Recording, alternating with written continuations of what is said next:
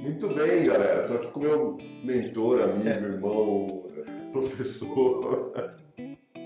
Uma honra tremenda, esse cara que já me fez chorar. Tudo bem que não é difícil me fazer chorar, mas esteja bem claro que apenas as pessoas que moram no meu coração. Eu falo que o Dani é mais um daqueles que a gente aprende a ser amigo de graça, né? Que o universo traz. É uma pessoa especial, muito especial. Tem pessoas que vêm ao mundo para fazer o mundo um lugar diferente, especial.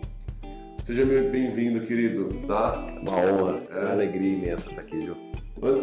Para você que pensa que é puxa-saquismo, eu conheço ele nos bastidores antes de conhecer quem ele era realmente. Então, uma pessoa que nos bastidores é o que ele é, a gente poderia fazer um programa aqui só para a gente conversar sobre assuntos de bastidores. Ser pai, ser amigo, ser parceiro e acompanha a filha, e acompanha outra filha, e apoia a esposa no Instagram lá, super bacana, meu, sensacional. Né? A gente tenta, tem que ser leve, né? Tem que ser leve.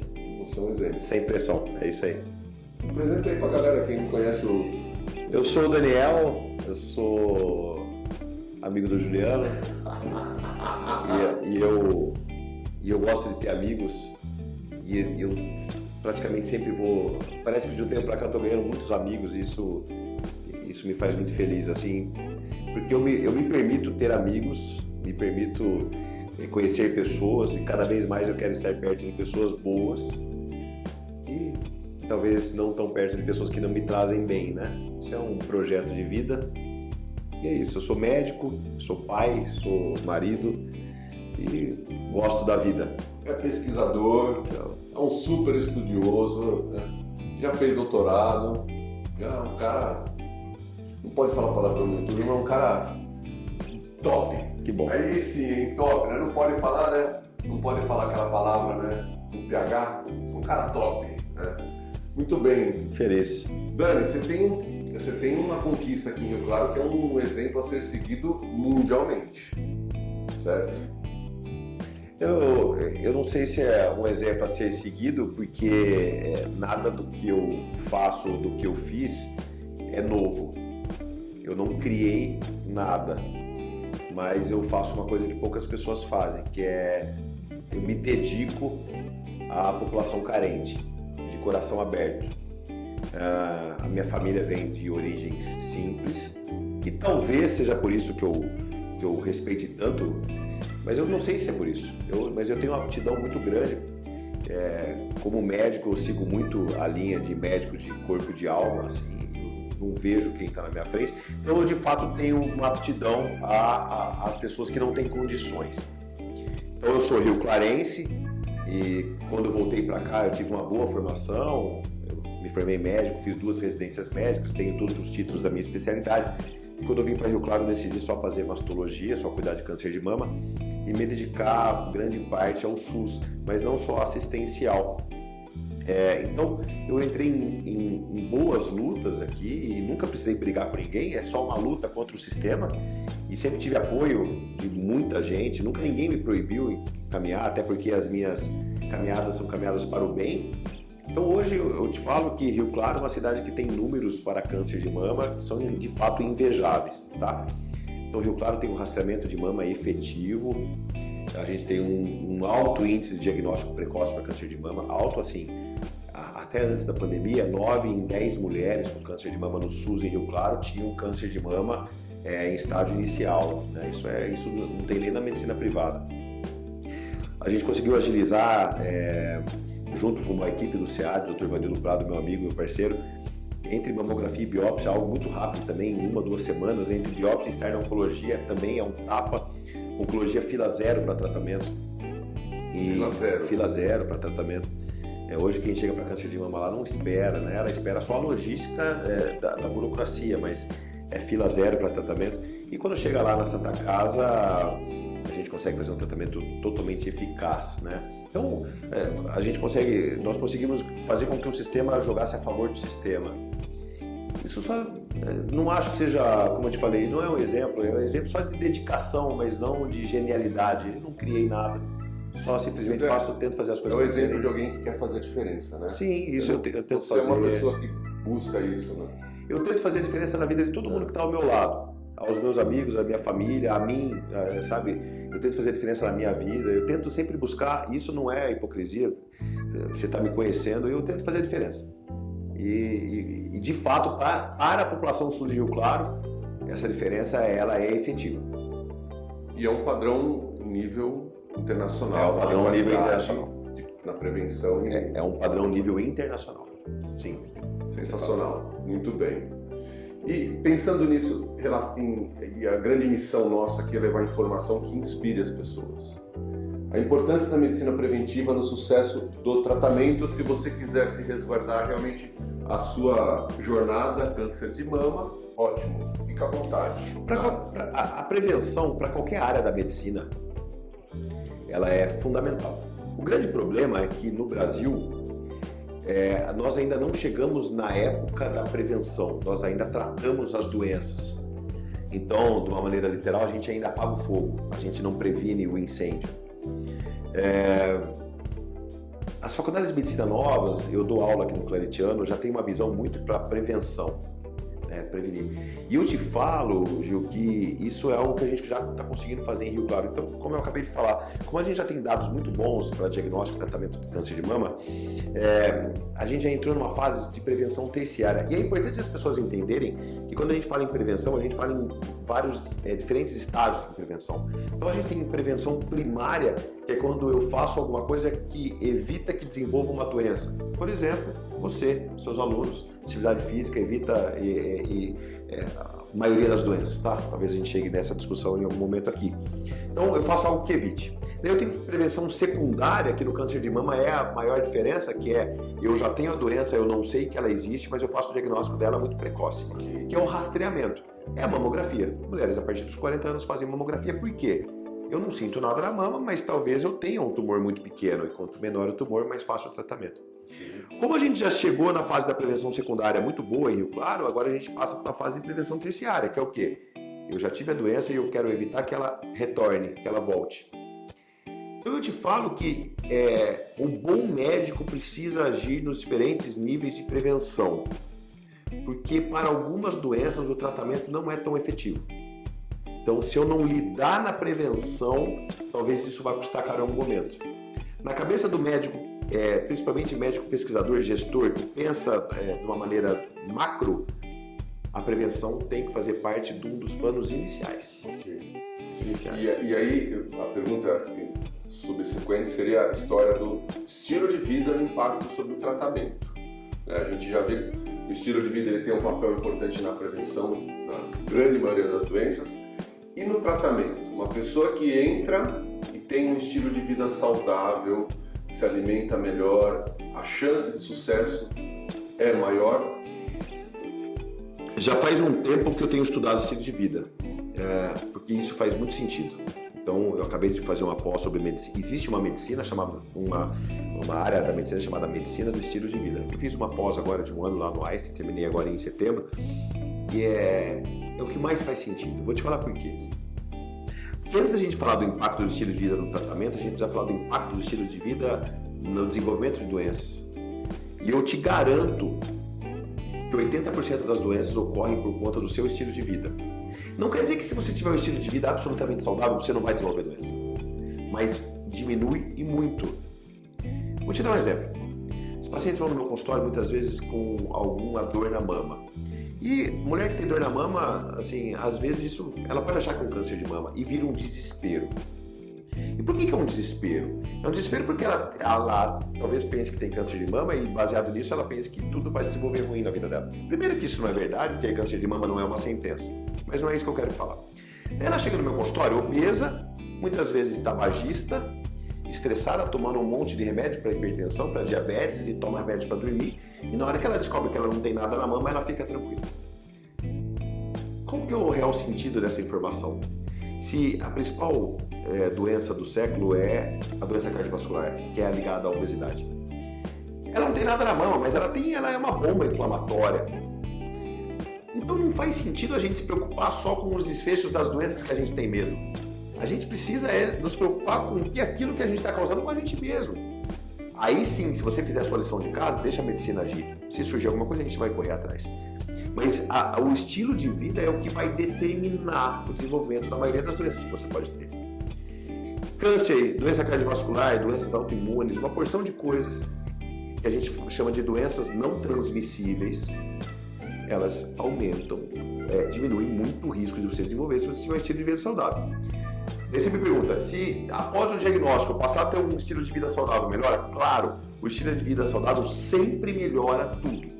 Sempre melhora tudo. A pergunta que eu tenho, uma pergunta aqui, que é: a genética é um destino em relação às doenças? A resposta é sim. Se você tem uma doença hereditária, ela vai provavelmente dizer o seu destino, mas eu não daria tanto enfoque. Eu faria da seguinte maneira: a genética é um destino para que você tenha uma doença? Não. A genética é um destino para 20% das doenças que você possa ter. 80% não vai ser genético. É o estilo de vida. É o estilo de vida. Isso parece algo, ficar chovendo no molhado, ficar falando coisa que a minha avó já falava, mas é fato. Então, outro dia até divulguei no meu Instagram, né? Assim, uma paciente foi no meu consultório porque ela não conhecia os pais, ela era adotada, ela tinha medo de vir a ter câncer de mama. E nessa situação que eu acabei de falar, obesa. Daí eu fiquei imaginando e eu expliquei para ela, e eu gosto de explicar. A herança genética que a gente tem, ela pode nos prejudicar em algumas situações, mas elas são as menores. A maioria das situações são situações do meio ambiente que nós nos causamos. Então, o que eu faço para o meio ambiente, o que o meio ambiente destina para mim, o que eu faço comigo mesmo, e daí você acaba entrando numa espiral negativa que talvez vai desenvolver uma doença. E aí, de onde vem sua fonte de inspiração para essa... pessoas que são, assim, pessoas que são sensitivas, acho que é o meu caso, Samuca aí, dá para ver que é algo maior que o Dani, né? Tudo que você fala. Você fala com muita propriedade, você fala com muita certeza, você fala com fé, com esperança. A gente vê amor nas suas palavras, né? Aliás, pode ser que isso seja uma herança genética, porque isso também é visto no seu pai. Eu conheço o Davi também, idem, né? Da família, né? Qual é a sua fonte de inspiração ou as suas fontes, Dani? O meu pai é uma fonte de inspiração importante para nós, né? Assim, por toda a admiração que a gente tem por ele. Mas hoje eu vejo um pouco mais à frente, assim, sabe? Hoje as fontes de inspiração que eu mais busco são as fontes mais humildes. E não estou falando humildade financeira, não. Estou falando humildade de postura. Quanto mais eu tenho, menos eu quero mostrar, sabe? Quanto mais eu tenho, mais próximo das pessoas eu quero estar. Eu sou uma pessoa religiosa, mas não muito. E eu comecei há um tempo a fazer umas peregrinações e filosofar muito, assim. E eu escuto as histórias bíblicas e eu gosto muito das histórias bíblicas, sabe? Da caminhada de Jesus, essas coisas. E eu gosto muito dos nossos ídolos humildes.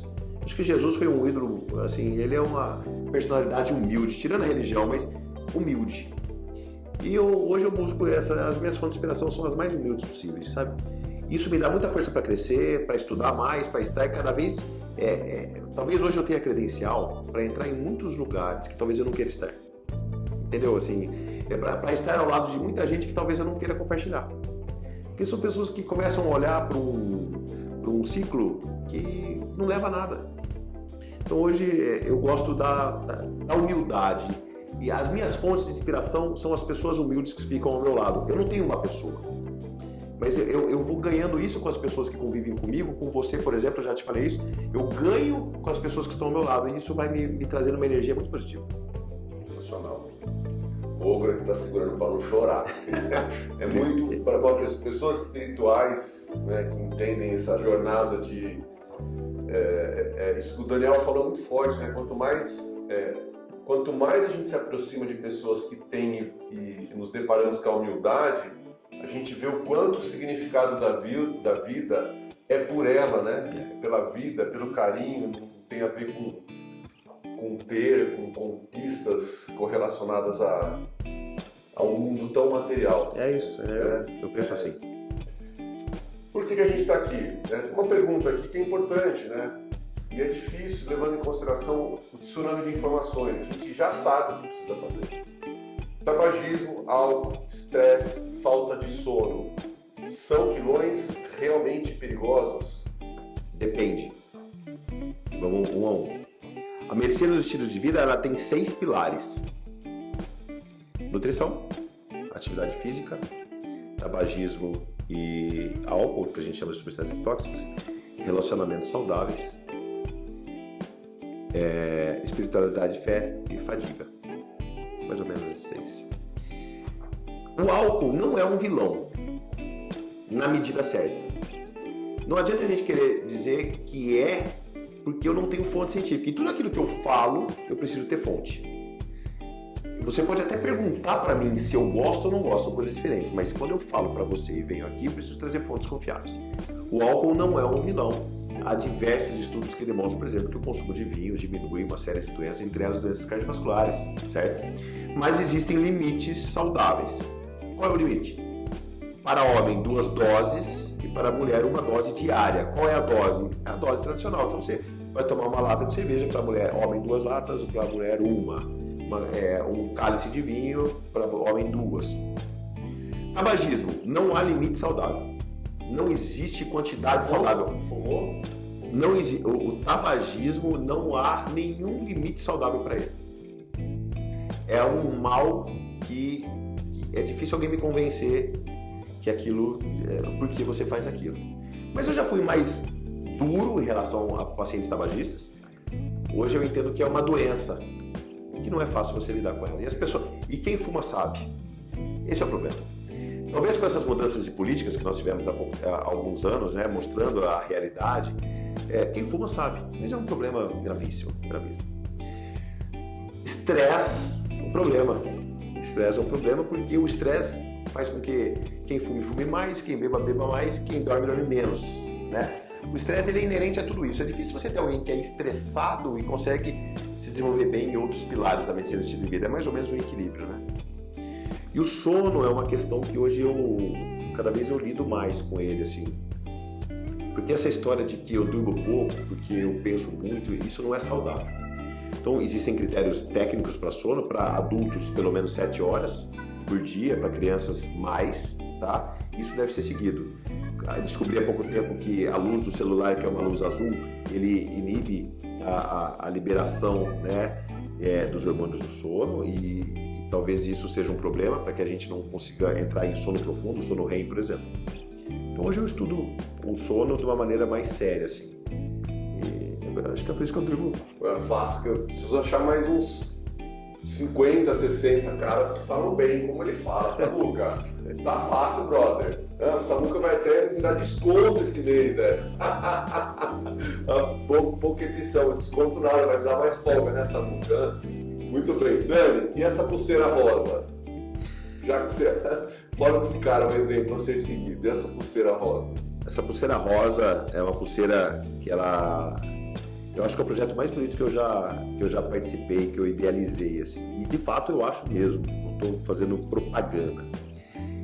Pode fazer, viu? Eu vou falar. Pode fazer, é pra fazer. Tá aberto aqui. Eu vou dar um passo antes da pulseira rosa e falar do flor azul, para que as pessoas entendam.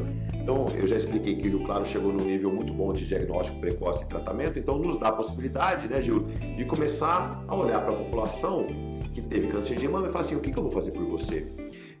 O médico, quanto mais ele evolui na carreira médica, mais ele vai olhar para a subespecialidade dele. Então, chegou uma época na minha vida que eu olhava especificamente a mama. E daí, na hora que eu cheguei, comecei a entender que isso não fazia sentido nenhum, comecei a voltar e hoje a minha visão é macro. Preciso olhar, não me preocupa a mama da Dona Maria, me preocupa a Dona Maria. Quero saber se ela dorme, se ela come, se ela faz atividade física, se ela tem relação sexual, se ela é feliz de alguma maneira. E a minha linha de pesquisa, e lá de Botucatu, da professora Eliana Haas, que você faz parte agora integralmente, é uma linha que estuda obesidade e estilo de vida em mulheres com câncer de mama.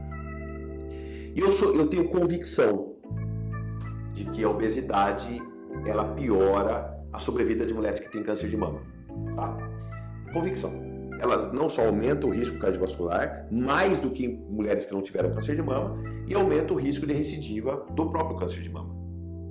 Então, se eu tenho uma informação dessas, são informações que o meu próprio grupo desenvolveu, eu preciso levar adiante. E como pesquisador, eu não posso falar assim, isso é um problema. Tá, e o que você faz com isso? Nada. Não, então a gente precisa solucionar esse problema.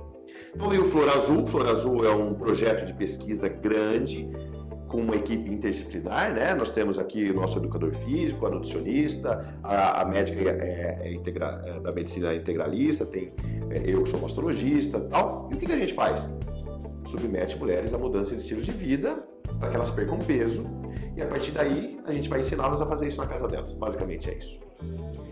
E baseado no Flor Azul, as pessoas queriam que eu lançasse o Flor Azul ano passado, num evento de beach tennis. E eu não queria lançar esses eventos, porque eu não queria lançar num evento onde as pessoas misturam bebida alcoólica com esporte. Eu não vejo um problema, mas não é um esporte, não é assim que funciona. E como é que eu vou falar num projeto de medicina de estilo de vida e mudança de estilo de vida num lugar que tem hábitos que não são daqueles que eu julgo que são os ideais? Eu segurei. Então, o projeto do Ultra Pink surge.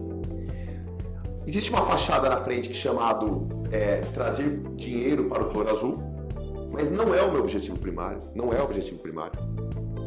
O Ultra Pink é uma ultramaratona que tem como principal objetivo do criador que sou eu, falar de mudança de estilo de vida no município de Rio Claro.